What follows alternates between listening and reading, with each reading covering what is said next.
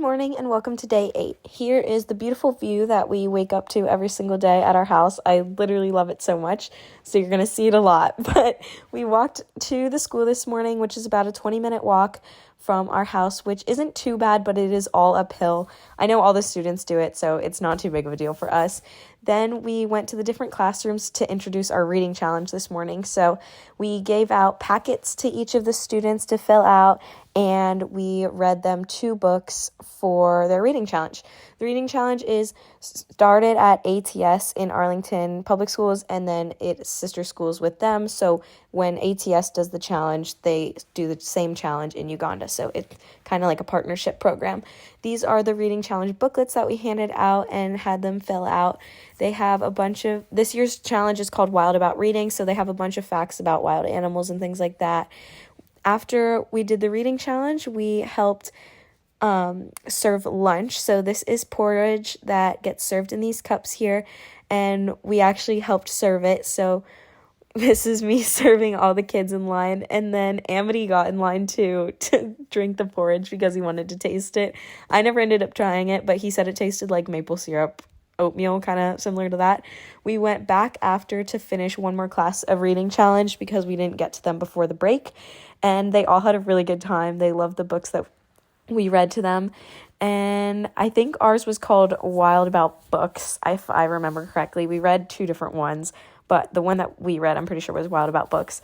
Then we went to the field, and there were some kids playing with the basketball hoop, and they were using it as a slide to slide down the hill.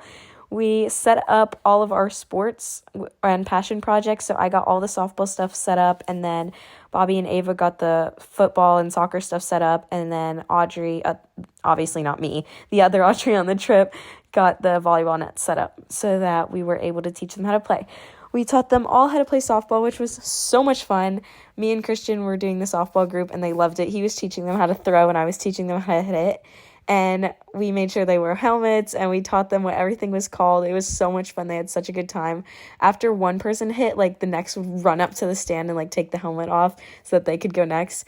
This is me teaching them all what all the stuff was called, and they like call and response, so that's how I was teaching them, and they all learned it so fast. This is the soccer that was being played on the field.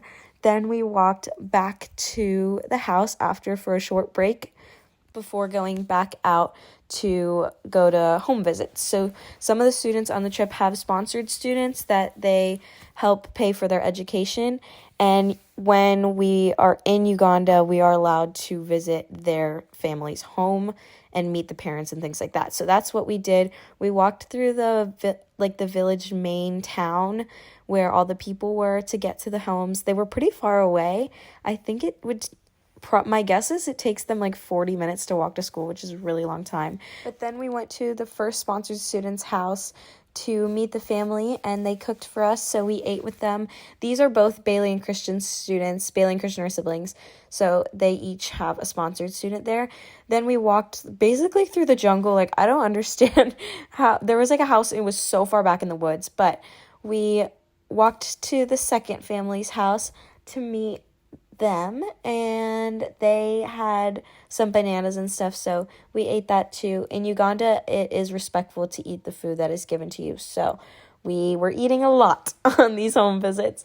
Then we walked back to the house, and yeah, this is just the view of the mountains and things like that.